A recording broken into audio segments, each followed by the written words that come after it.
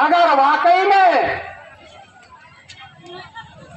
गरीब भूमिहीन मेहनत कशों के लिए होता तो आज इस तपती धूप में एक पीड़ित महिला पुरुष को अपनी जायज अधिकार के। इसलिए साथियों, आप लोगों को समझना होगा और मैं खुद यहाँ के स्थानीय प्रशासन को मैं बता देना चाहता हूँ कि जनता में वो ताकत है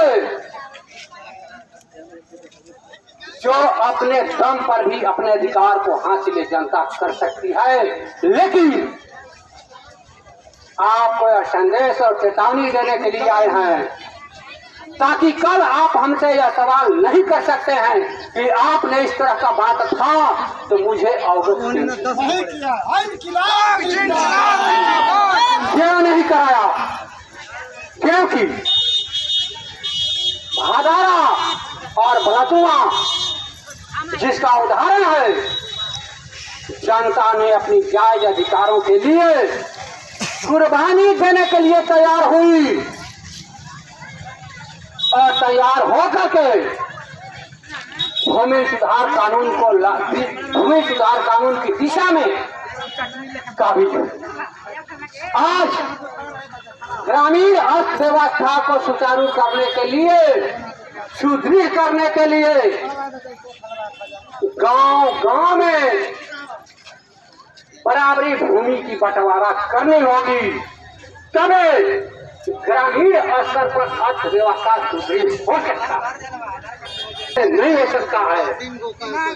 ऐसी स्थिति में मैं चाहूंगा कि जहां से जो गरीब भूमि शोषित पीड़ित आए हैं, भूमि सुधार कानून को अगर लागू करवाना है तो आप लोगों को अपने गांव में खुद को आंदोलन खड़ा करना होगा और सर पर कठिन बात के भरोसे आप रह करके अपने अधिकार को हासिल नहीं कर सकते। यहाँ का तो नजारा थाना को यह देखा जा रहा है, यह घटना कल की है कि एक दलित के साथ मारपीट हुआ,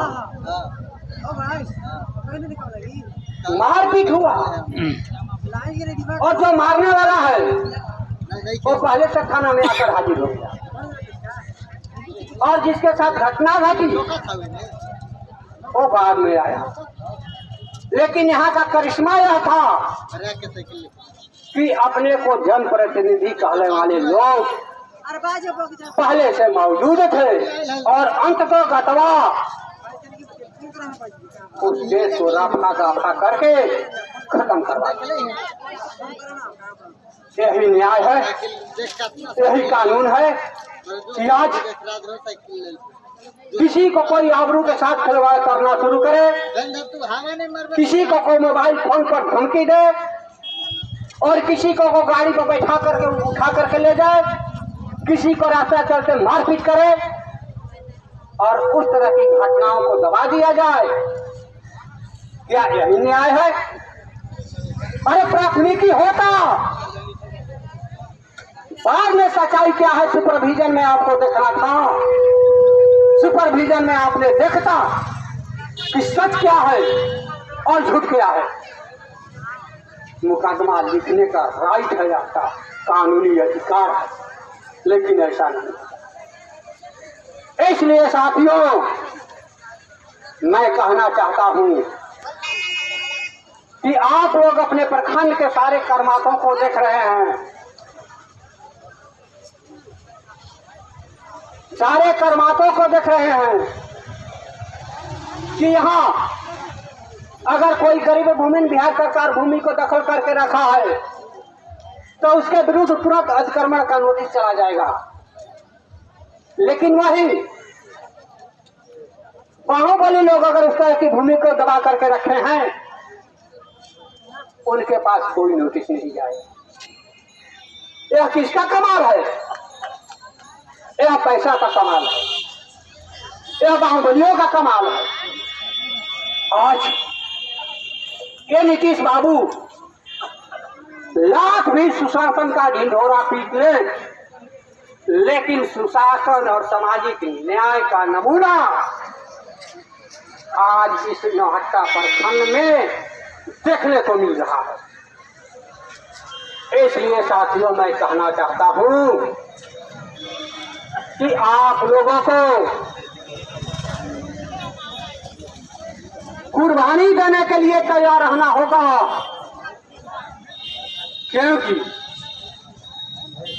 भीख मांगने से मिलता है, अधिकार कभी मांगने से मिला है और न मिलेगा। क्योंकि आप इस व्यवस्था में यह उम्मीद रखिएगा कि मैं सीओ साहब के पास आ गया, मैं बीडीओ साहब के पास आ गया, मैं किसी के प्रतिनिधि के पास चला गया और मेरा समस्या का समाधान हो जाएगा, यह कतई संभव नहीं। आप सब लोग जानते हैं, बीडीओ साहब भी कहते हैं कि किसी को एक पैसा घूस नहीं देना है, तमाम पदाधिकारी कहते हैं कि किसी को एक पैसा घूस नहीं देना, लेकिन कौन नहीं जानता है यहाँ बिचौलिया मुंह बा करके घर घर दरवाजे दरवाजे घूम रहा है और एक एक आदमी से 15 से 20 हजार रुपया प्रधानमंत्री आवास योजना में ले रहा है। और इतना ही नहीं, जो जरूरतमंद हैं प्राथमिकता के आधार पर उनको प्रधानमंत्री आवास योजना का लाभ मिलना चाहिए, लेकिन वैसे लोगों का नाम सूची में प्रकाशन होने के बाद भी छांट दिया जाता है और उस तरह के लोगों का नाम जोड़ दिया जाता है जो हर तरह से सुखी संपन्न और 2 ताला 3 ताला बिल्डिंग वाले। यहाँ तक कि यह विवाहित नाबालिग बच्चा का भी नाम प्रधानमंत्री आवास योजना में जोड़ा गया है, जिसका प्रमाण मेरे पास है। शाहपुर पंचायत के ग्राम सिंहपुर में अगर बीडीओ साहब मांगेंगे तो डिटेल्स में हमारे पास उसका प्रमाण है, मैं ला करके दे दूंगा। मैं कोई हवा में नहीं बोल रहा हूं। इसलिए साथियों मैं यह भी कहना चाहता हूं कि प्रधानमंत्री आवास योजना में भी उसी तरह का भ्रष्टाचार, उसी तरह का अफसरशाही, उसी तरह का मनमानी कायम है जिस तरह से भूमि सुधार कानून को लागू करने के मामले में। ऐसी स्थिति में मैं चाहूंगा साथियों कि कोई भी व्यक्ति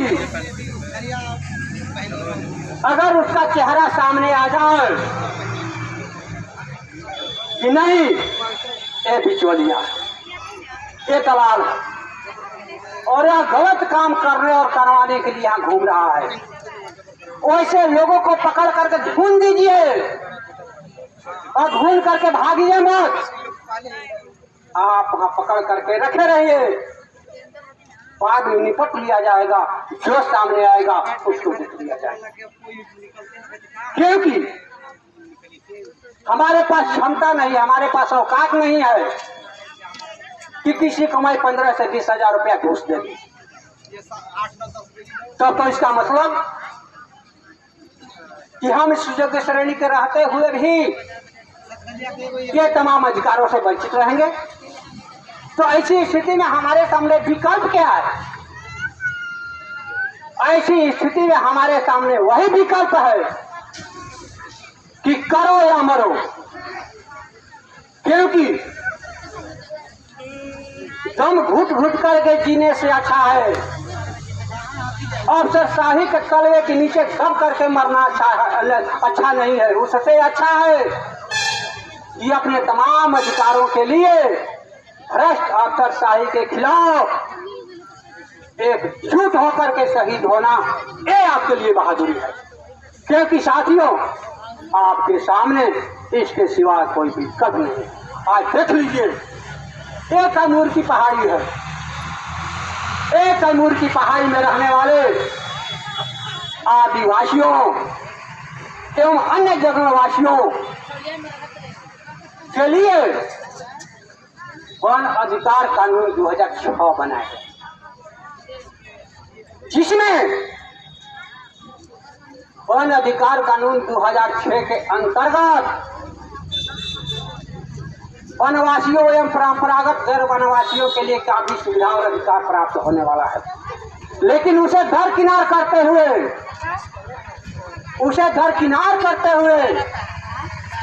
आज वन विभाग के द्वारा कुछ स्थानीय माफियाओं के इशारे पर,